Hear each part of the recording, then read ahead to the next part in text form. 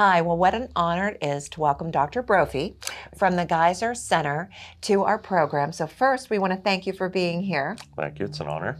And I know I've had the executive director, Joe Mahoney, on our program. I'm thinking, though, that maybe some people, even though Geiser's been here for a long time, are still a little bit unsure or uncertain about what the organization's about, the mission. So could you explain it to us?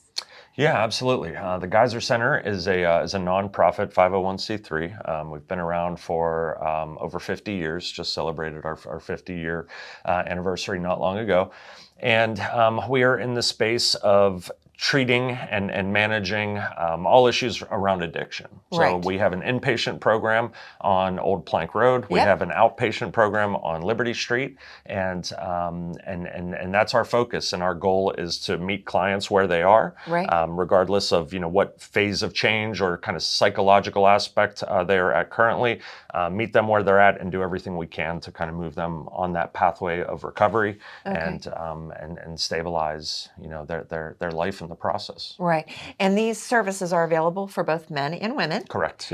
And my understanding, Dr. Brophy, you're the medical director. Yes, correct. And is that something fairly kind of like a new concept to addiction centers? So to have a medical director? Yeah, and in some ways, everything in the world of addiction treatment has moved more towards the medical pathway, and including the incorporation of what's called medication-assisted treatment. Correct. So that's where, we use medications that have been proven scientifically to improve somebody's success rate in recovery for that substance use. Right. And so, a lot has changed in the world of addiction medicine. Previously it was all sort of considered a behavioral problem. Right. And, bad choices. And shame on you and make better choices and that kind of stuff. And we now understand, with better understanding of mental health and better understanding of substance use disorders, we're understanding how much of it is really an imbalance of brain chemistry and abnormal neurophysiology that's driving those bad choices and bad behaviors.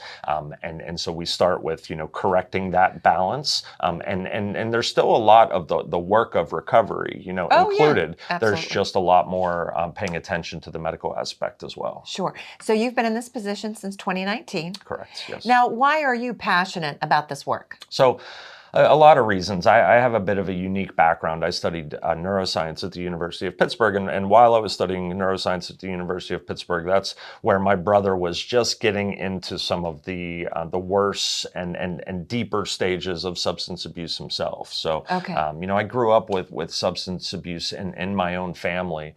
My brother was abusing substances from the time I was a kid, and my father, hated it, despite the fact that he smoked 6 packs a day and drank like crazy, but he couldn't see the irony, looking in the mirror. Yes. He just saw that his son was making bad decisions and didn't approve of that. So, growing up in that dynamic with a mom who was a nurse practitioner who had a little bit more insight onto the medical side, it was a very eye-opening experience for me, and eventually led to me becoming board certified in addiction medicine. I'm an ER doctor. I'm board certified in emergency medicine as my primary specialty, but then I pursued board certification in addiction medicine because of my background and my passion just for understanding what's happening in that brain, that is behind those behaviors, and honestly, the curiosity of what makes he and I different, but what makes us the same. Yes. And so I bring a lot of that into the education side of Well, addiction. that's what I was just going to say.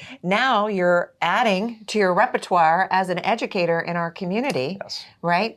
And I know that Gaiser has started a program, Addiction Aware, That's right? Correct, yeah. And you're going into the community, into the schools, and offering education on these subjects to students, parents, family members, and community members. Yes. So recently you were at Seneca Valley School District. That's right. And who did you talk to?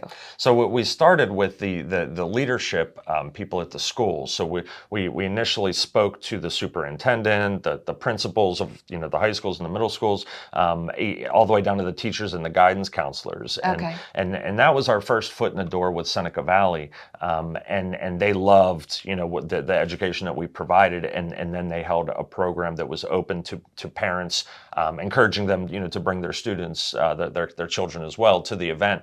And we had a great turnout. Now, in the different school districts, we've done it different ways. And that's kind of the beauty of the Addiction Aware program, is that we can customize it. A lot of programs, like we just did Hampton School District last week, and for them, we started with the middle school students, the 6th, 7th, and 8th grade, and then later that week, we had it for the parents to come in, and you know, each program is tailored specifically to that age group and that demographic, but it's covering the same information. It's the neuroscience and the neurophysiology of addiction, and how does that explain those behaviors. But you know, for the kids, we teach it in a way that is more about empowerment. You know, like taking this information and using it to understand how important it is to not experiment with certain drugs, but also if they understand the neuroscience of addiction, they can actually use that to accomplish whatever goal they may have in life.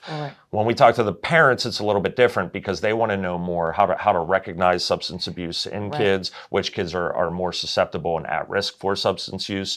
So, you know, the conversation, it's covering a lot of the same material and the bulk of it, but then on the kind of outer edges, you know, we focus more on what's most appropriate for that group, that audience. Well, I love the fact that not only are your organization and the Gaiser Center helping people that are in recovery right now or in addiction, but you're also going out into the community and educating. So maybe they don't need your services later on. How about that? I mean, that's the goal. You know, I mean, I always tell people you can be genetically predisposed to be the biggest crack cocaine addict in Butler County, but if you never pick up cocaine, you're never going to be a crack cocaine addict. You know? So if you want more information about having Dr. Brophy come to your organization, please go to their website. They can contact you. Like he said, he can customize a program to meet your needs. And again, we can't thank you enough for all the great work you and your team are doing. Thank you. And thanks for being with us. Thanks for watching this episode of the Butler Buzz.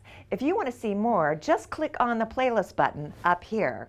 To keep up to date with all of Armstrong Neighborhood Channel, click on the subscribe button down here. Hey, I suggest you do both. See you next time.